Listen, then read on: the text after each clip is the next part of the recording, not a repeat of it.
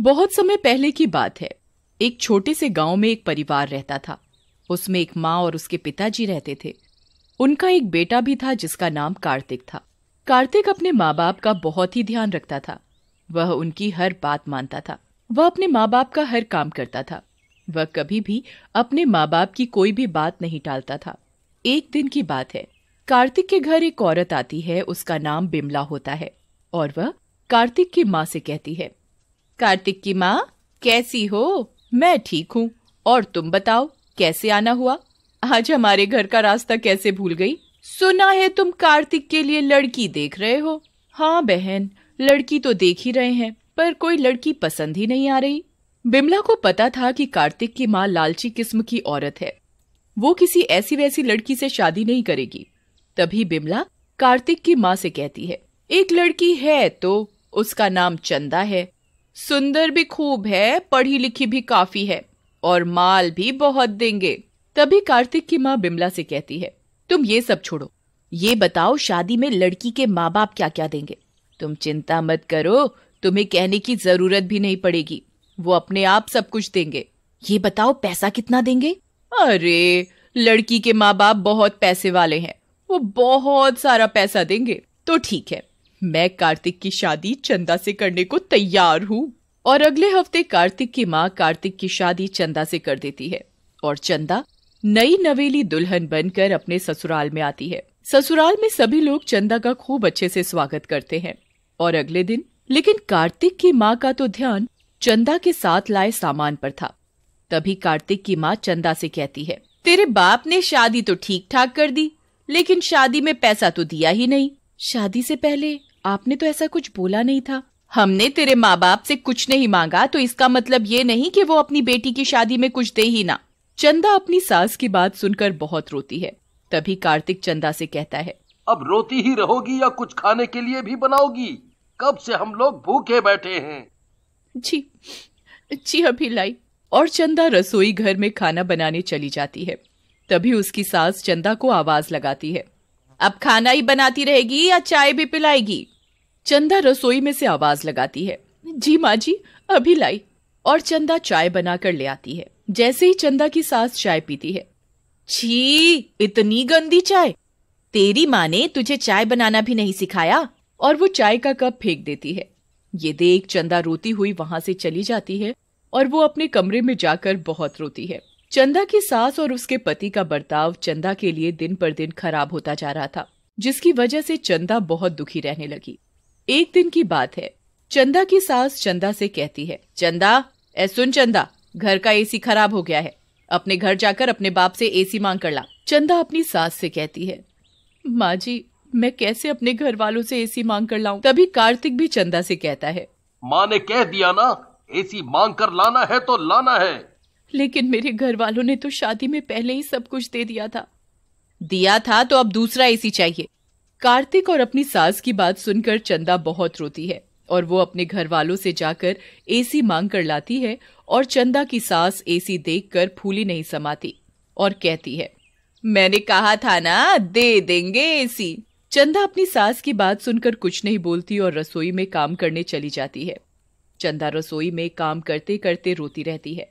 तभी कार्तिक कहता है, माँ, मैं किसी काम से बाहर जा रहा हूँ, आने में थोड़ा लेट हो जाएगा।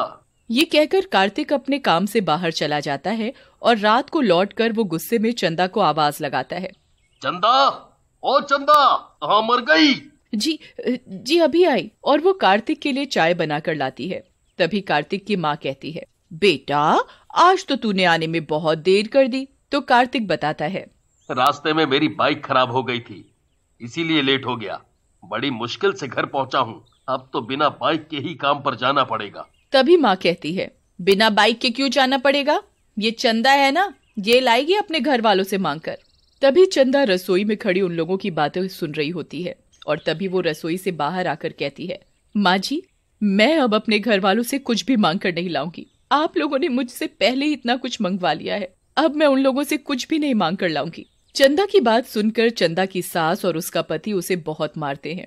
इस तरह उन लोगों का लालच दिन पर दिन बढ़ता ही जा रहा था, पर चंदा चाह कर भी कुछ नहीं कर पाती। एक दिन चंदा की सास चंदा से कहती है, ए चंदा, सुन, कल लोहड़ी है और तुझे आज पूरे घर की अच्छे से सफाई करनी है।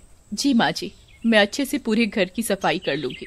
तभी चंदा की सास चंदा से कहती है, सफाई करने के बाद अपने घर चली जाना।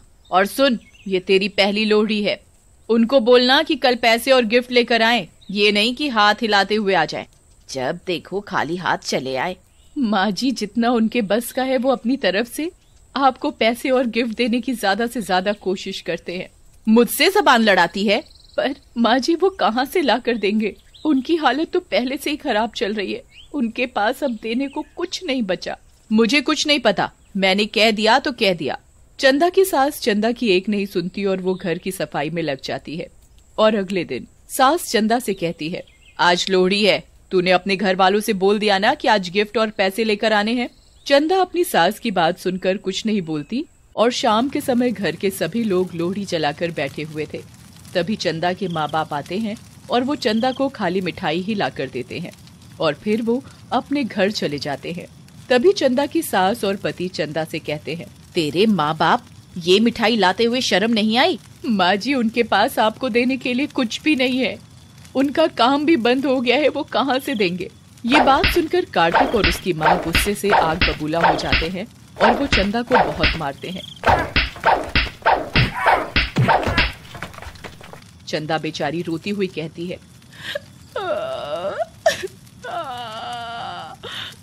मुझे मत मारो, मुझे छोड़ दो।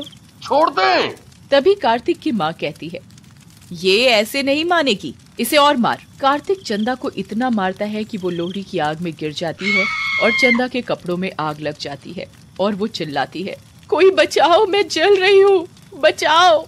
वो चिल्लाती रहती है पर उसे कोई नहीं बचाता और वो पूरी तरह जलकर मर जाती है और वो एक चुड़ैल बन जाती है।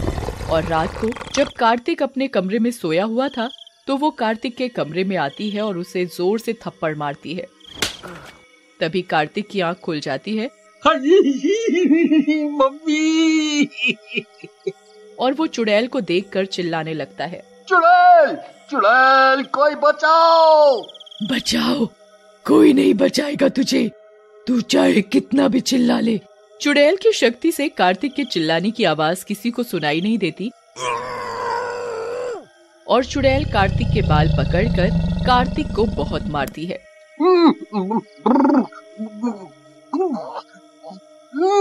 मुझे छोड़ दो, मुझे छोड़ दो। नहीं, कभी नहीं, तू भी मुझे ऐसे ही मारता था ना, मैं भी चिल्लाती रहती थी मुझे मत मारो, पर तुम लोगों को मेरे ऊपर दया नहीं आती थी। अब तुम्हें पता चलेगा दर्द क्या होता है। तभी चुड़ैल कार्तिक के पलंग में आग लगा देती है और वो चीखने लगता है, अब पता चला कैसा लगता है जलते हुए। और कार्तिक के हाथ पैर आग से बुरी तरह जल जाते हैं और वो तड़पता रह जाता है। और अगले दिन कार्तिक की माँ कार्तिक की यह हालत देखकर रोने लगती है और कार्तिक से पूछने लगती है, ये तेरी हालत कैसे हुई? पर कार्तिक इतनी बुरी तरह जल जाता है कि वो बता ही नहीं पाता कि ये सब चंदा ने किया है। और रात को कार्तिक की माँ रसोई में दूध लेने के लिए जाती है। जैसे ही वो दूध गर्म करती है तभी चुड़ैल आ जाती है और चुड़ैल को देखकर कार्तिक की माँ डर जाती है। तुम तो मर गई थी ना? हाँ, तुम लोगों ने मुझे मार डाला था, मेरी पहली लोहड़ी थी और तुमने मुझे जलाकर मार डाला। तभी चुड़ैल अपनी सास के ऊपर गर्म दूध डाल देती है। गर्म दूध डलते ही चंदा की सास चीखने लगती है, मुझे बचाओ, मेरा शरीर जल रहा है, बचाओ मुझे। चंदा की आवाज किसी को सुनाई नहीं देती और वो चिल्लाती रहती है पर उसकी आवाज किसी को सुनाई नहीं देती। तभी चुड़ैल रसोई में आग लगा देती है और कार्तिक की माँ रसोई में लगी आग में फंस जाती है। मुझे मत जलाओ। अपनी पराई तो मत जलाओ, अब तुझे पता चलेगा कैसा लगता है जलते हुए। ले, अब तू भी चल। मत जलाओ, मुझे मत मारो, मैं जल रही हूँ। तुम लोगों के लालच की वजह से मेरे माँ बाप को कितनी तकलीफ झेलनी पड़ी, पर तब भी तुम लोगों को दया नहीं आई। मैं भी चिल्ला रही थी पर तुम लोगों ने मेरी एक नहीं सुनी और मुझे जलाकर मार डाला। मुझे माफ कर दो, छोड़ दो मुझे। तुम लोगों के लालच की वजह से तुम लोगों ने मुझे जलाकर मार डाला, तुम लोगों के साथ ऐसा ही होना चाहिए। और चुड़ैल पूरे घर में आग लगा देती है। उसमें कार्तिक और उसकी माँ बुरी तरह जलकर मर जाते हैं और चंदा की आत्मा भी शांत हो जाती है और फिर वो वहाँ से चली जाती